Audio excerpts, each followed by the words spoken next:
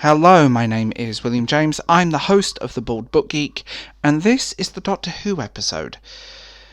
Let's talk about the Doctor, let's talk about Jodie, let's talk about what's going on, and my thoughts and feelings over recent decisions, and writing, and many other failures that seem to be happening with Doctor Who. Sorry about that, I just hit my desk.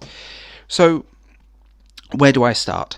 I want to get this out of the way. I have no issues with a female Doctor. I thought Missy as a female Master was fantastic. I do have issues with what's gone on behind the scenes and issues with the BBC full stop. But there's a lot of other stuff happening that's kind of disappointing me. And as a long-time fan of a show that really should be the best of the best of the best, I'm going to start. So, firstly, BBC issues. Moving the time schedule and slot around is usually a sign they want it gone. The BBC have and are and were going through budget cuts, and it has shown in recent Doctor Who stuff, especially with Capaldi. And that's an issue. So people that are watching it, and people go, well, it's all of this and it's all of that, it's on catch-up, but a lot of people just want to watch it in their living room in the evening, and that's kind of their relationship with Doctor Who. There's nothing wrong with that. I find myself watching it on a completely different channel, and I would rather watch it with ad breaks, because at least it's on a consistent time. Or iPlayer or something. I rarely watch it on the first run. Partly because timing, schedules, and real life. My problems with Doctor Who started during the Capaldi years, and Capaldi was a weird Doctor in the sense that I actually like Peter Capaldi. I think he's a phenomenal actor. I still think Aidan Turner would have been a better choice for the Doctor, but we won't talk about that. The recent decisions, recent decisions that they're making with Jodie seem to remind me of Capaldi. Capaldi started off strong, and he was this very dark Doctor, and then they tried to make him goofier and lighter to make people relate to him more, and make him more Matt Smith-like, and I love Matt Smith. I think Matt Smith is one of my favourite Doctors. But then we're kind of going down this rabbit hole. Capaldi's last season was brilliant. Him and Bill Potts, the relationship there, it was such a sweet and tragic season, and it was done really well. I personally thought it was some of Capaldi's best writing. Not the best Doctor Who, but for Capaldi I was actually blown away, and I was like, why couldn't this be what it was from the start? Jodie comes in. The first season starts with a bang, and I actually really enjoyed the first season. I thought the first season with Jodie was well written, it was concise, it was strong, the first half. Progressively, the show has kind of fallen into info dumping, having to explain things constantly. The writing there's a difference between showing and telling, and when you are mixing both, it often falls flat. The writing progressively degraded, new writers have come in, and I don't like this breed of writers that, again, insulting fans on Twitter, and so on.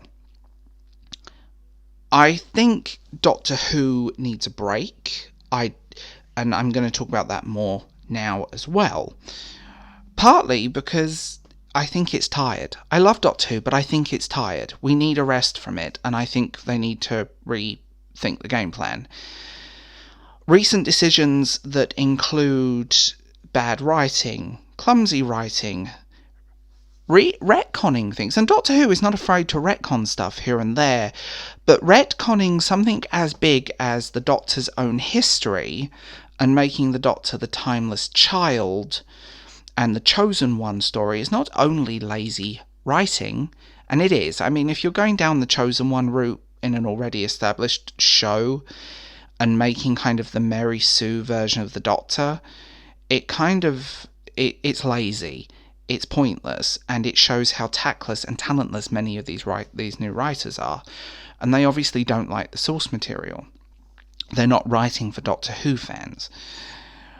They're writing for people who don't watch Doctor Who, and they're writing for the Twitter mobs.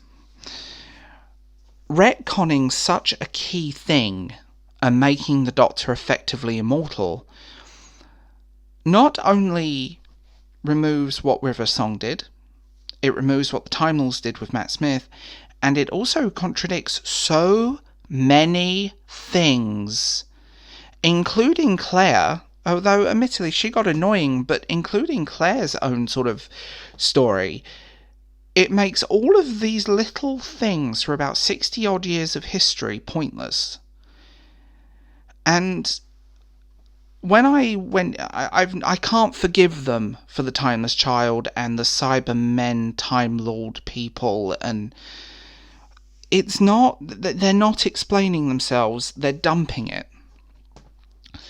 And that is a major problem. It just felt lazy, it felt pointless.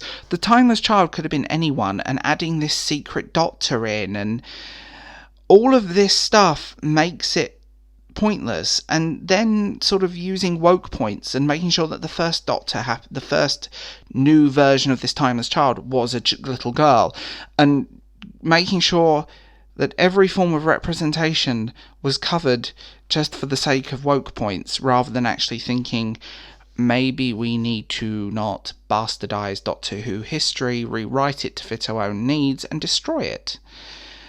Then I watched the New Year's special, and I was disappointed. And I know. Clumsy writing again. I like Captain Jack, I will say this, but I did feel like they brought him back just to try and bring back viewers. And the ratings on Doctor Who are plummeting, and the Twitter sphere and the sort of certain people are writing it off and saying, well, the reason Doctor Who is failing is that men don't like strong female leads and all of this bull. It's not. It's not at all. It's the bastardization and destruction of a legacy, of a character and a series which should be the pinnacle of British television, into a generic Mary Sue, poorly written Saturday morning cartoon. I want Doctor Who back. I want good writers back. I want strong acting back. And I want the BBC to kind of... And I know I want. But I feel like I want the BBC to treat the show with some respect again. And like a few other things, fire the writers. Bring in people that actually like the source material, and bring in people that care. It's not difficult. And it is a shame. Give Doctor Who a break. Take it off the screen, give it a rest, let it breathe, give it a few years, or let another network buy it. I know it's a BBC thing, but seriously? Let another network buy it. And I mean, at the end of the day, British taxpayers' money funds the BBC. British people fund it. We fund Doctor Who. At the end of the day, maybe we need to put our foot down as fans. And I think we are talking with viewers. And I do worry what's next with the rumours of Jodie leaving.